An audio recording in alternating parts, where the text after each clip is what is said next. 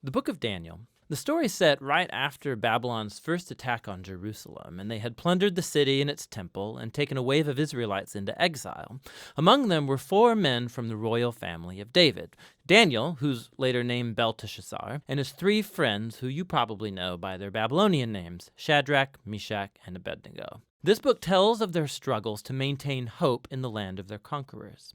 The book's design seems pretty simple at first. Chapters 1 through 6 contain stories about Daniel and his friends in Babylon, while chapters 7 through 12 contain the visions of Daniel about the future. But this 2-part shape is made even more interesting by another design feature, and that's the book's language.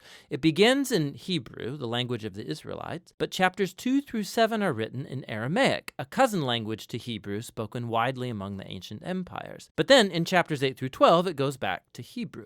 This design shows how chapters 2 through 7 are a coherent section, but it also highlights the importance of chapters 2 and 7 for understanding the later chapters of the book. Let's just dive in.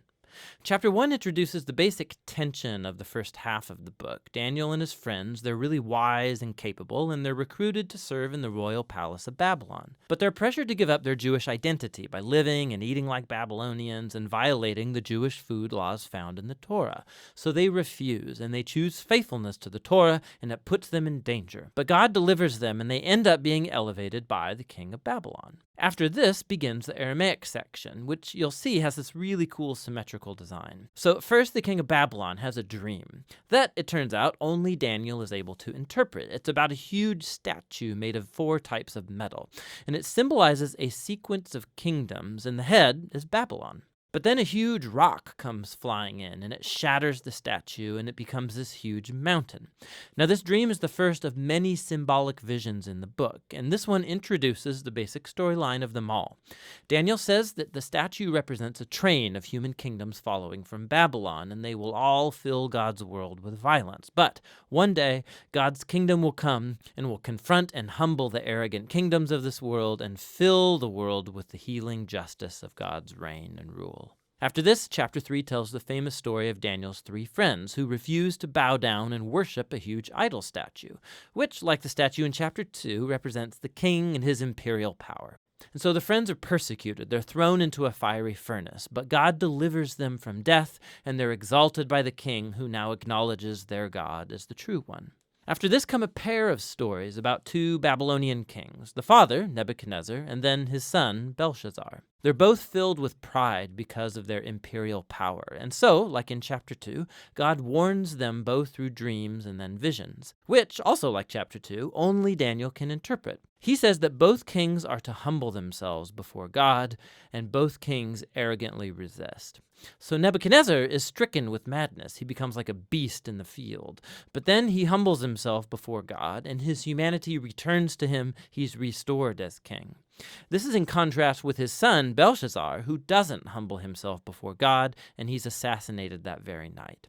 Now, these 2 stories draw this imagery from Genesis chapters 1 and 2 and Psalm 8, where humans are depicted as the royal image of God. He's given them authority to rule over the beasts of the field and the birds of the air on behalf of God, who is the world's true king. But when human kingdoms forget that, when they rebel and make themselves and their power into a God, they become less than human, like violent beasts who will face God's justice. Which brings us to chapter 6, the pair of chapter 3. And this time it's Daniel who's being persecuted because he refuses to pray and worship the king as a god. And so, like the friends, he's sentenced to death and he's thrown into a lion's den. But God delivers him from the beasts, and like the friends, the king exalts Daniel and praises his God, which brings us to chapter 7. It's the pair of chapter 2 and the center of the book where all its themes come together. It's another dream, but it's Daniel's this time. And ironically, he can't understand the dream until an angelic messenger explains it to him. He sees a series of 4 beasts, one like a lion, then like a bear, then one like a winged leopard, each of these symbolizing an arrogant kingdom. And last of all is a super beast, identified as a really evil empire, and it has lots of horns, a common symbol for kings in the Old Testament, and there's one specific horn who is an image of an arrogant king who exalts himself above God and persecutes God's people. Now they are symbolized by a figure called the Son of Man, who's an image for both God's covenant people, but also for their king from the line of David. But then all of a sudden, God, who's called the Ancient of Days, comes and he sets up his throne. He destroys the super beast and he exalts the Son of Man on the clouds, where he comes up to sit at God's right hand and share in God's rule over the nations. We can look back now and see how all of these stories in the first half fit together. The three stories of faithfulness despite persecution, these are meant to offer hope to God's suffering people among the nations. But they suffer because human kingdoms have rebelled against God and have become beasts. And so these visions encourage patience, that God's people are to wait for him to bring his kingdom and rule over our world and vindicate his suffering people. But it raises the question about when God is going to do that, and that's what these final three visions set out to explore. In chapter 8, Daniel has another vision about the final two beasts of chapter 7, but this time they're symbolized by a ram, who we're told is the image of the empire of the Medes and Persians, and then by a goat, who's an image of ancient Greece. And out of the goat come a whole bunch of horns, one of which symbolizes the evil king from chapter 7. And we're told more about him, that he will attack Jerusalem and exalt himself above God and defile the temple with idols. However, in the end, he will be destroyed by God, who will exalt his people and his kingdom. Now, by chapter 9, Daniel is very puzzled, especially as to when all of this is going to take place. And so he consults the scroll of the prophet Jeremiah, where God said that Israel's exile would only last 70 years. So for Daniel, the 70 years is almost up. And so he asks God to fulfill his promise soon. But an angel comes and informs him that Israel's sin and rebellion has continued. And so their time of exile and oppression will continue on 7 times longer than Jeremiah envisioned. Daniel is deeply disturbed by this, and he has one final vision. We're shown the same sequence of kingdoms. It's Persia, then Greece, and Alexander the Great, followed by lesser kings, all leading up to this final king of the north, who will invade Jerusalem, set up idols in the temple, and exalt himself above God. But then, all of a sudden, this king comes to ruin. Now, there's been endless debate about what all of these visions refer to. Many see a clear connection to the exploits of the Syrian king Antiochus in the 160s BC. He killed many faithful Jews in Jerusalem and set up idols in the temple. Others think it points forward to the Roman Empire's role in the execution of Jesus and the destruction of Jerusalem and the temple in AD 70. And still others think it will be fulfilled in future events that have yet to happen when Jesus will return. Now the problem is that the symbols and the numbers, they don't quite match any of these views perfectly.